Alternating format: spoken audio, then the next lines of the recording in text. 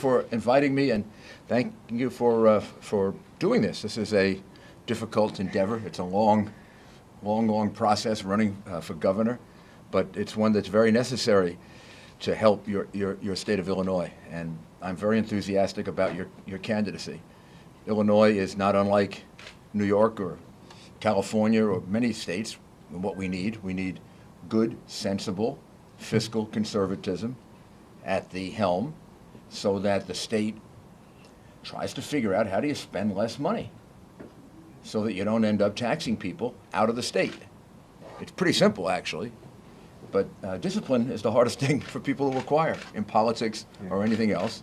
And in my career in politics, it seems to me that that very simple principle that you can't spend more money than you have is one that in politics hasn't been learned.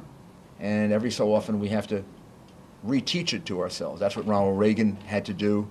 That's what the Republican Revolution of 1994 had to do. We had to remind ourselves that the basic principle that you can't spend more money than you have has got to be part of how government is conducted. And Bill will do that for the state of Illinois. He'll make sure that the state stays within realistic fiscal bounds so that you're not spending yourself into a situation where you have to tax people so hard and so high that they have to leave.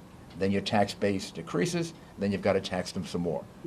I faced this situation when I became mayor of New York City, so it's a very personal one for me. In 1994, taxes in New York City were sky high.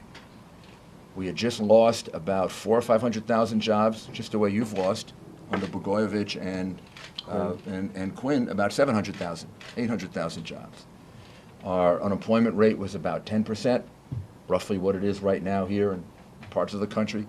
We had this unbelievable deficit of $2.5 billion, and the best recommendation that I got in one of the editorials in the local newspaper, the New York Times, was to raise taxes. And I kind of scratched my head and I said to myself, well, if I raise taxes, I'm going to have to constantly raise taxes because I'm going to raise them 4 or 5%, and more people will leave. Then I'll make less money after I've raised them 4 or 5%. After a short while, then I'll have to raise them another 4, and this will go on forever and ever and ever. So I took, well, I didn't think it was terribly bold, but they did, step of not raising taxes, lowering expenses. Right? I just cut the city government by 10, 12, 15%. And after a few years, we were able to raise taxes by over $3 billion. We were able to get the tax rates down to the lowest they'd been in 20 or 30 years. And we were looking at $3.5 billion surpluses instead of $2 billion deficits. That is exactly what Bill can do and will do for Illinois. He'll make it a place that makes sense for businesses to be here. And we save our economy and we create jobs through the private sector. That's what the Obama administration, that's what at least these Pelosi-type Democrats, who are the left-wing Democrats. I don't suggest that all Democrats are like that. I used to be a Democrat once, so some of my best friends are Democrats. Some of the most important votes I got when I ran for mayor of New York were Democrats. I have great respect for Democrats.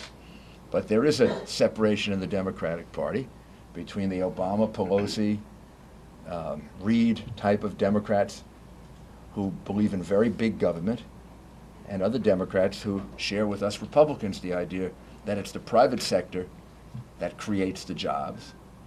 And if government gets too big, well, then the private sector necessarily has to shrink and jobs shrink. I think that's what President Obama doesn't understand.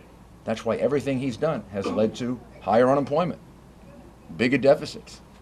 That's why he wanted to have a recovery summer, and he had a summer in which things have gotten worse. So Bill understands that for Illinois. A lot of other candidates understand it for the country. Lower expenses, get taxes under control. Our economy wants to make a recovery if we just wouldn't stand in the way. And Bill, I'm very enthusiastic about your candidacy. And I also know that with his background as a businessman, which is so important, he will understand the needs of business. He'll empathize with business. And please remember, in this era in which we're trying to create this class warfare between the rich and the poor, between business and between business person and employee. We all need each other. I mean, we need each other. We need businesses to create jobs, so let's stop getting so angry at business. We need them. If we have high unemployment, which we do, how do you think we're going to stop the high unemployment with more businesses? With businesses expanding, not by attacking them and demonizing them and making fun of them and engaging in this class warfare. And even this idea of, taxes on the rich and how much taxes do the rich pay and the poor pay. Fact is, I'd rather have people have their own money than have it go to the government. You raise taxes on the rich, that sounds nice, everybody cheers, but then where does the money go? It goes to the government, and the government wastes it. Last thing in the world the government needs is more money to waste. Let's see if we can give them a little less money. So like you and me, if you have a little less money, they have to figure out how you economize. So you couldn't have a better candidate than Bill Brady to understand these things, and a man who's also going to reform the state. I don't want to come to Chicago and preach about, or Illinois, and preach about political reform. God knows New York needs it as badly as Illinois. We're not any better off than you are. But, we both are in bad shape. And the kind of reforms that you're talking about will create an ethical climate that also helps with business. So I really respect what you're doing and Mayor, thank you. urge everyone to vote for you. Thank you. Thank you.